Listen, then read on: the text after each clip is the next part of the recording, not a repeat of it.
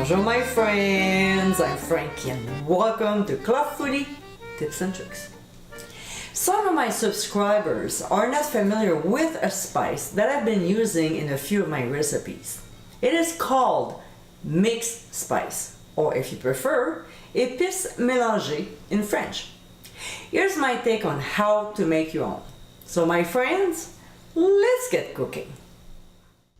This is the spice we'll be making, which some of you might not be familiar with or cannot find at your grocery store. So in a small bowl, we'll combine ground ginger, allspice, ground cinnamon, ground coriander, dry mustard, ground cloves, and superfine freshly ground black pepper. We'll whisk the spices until well blended and store it in an airtight container. As you saw in this video, if you cannot find this spice, now you can always make it at home. I hope you enjoyed tips and tricks of the day, and for many more, including recipes, visit clubfoodie.com.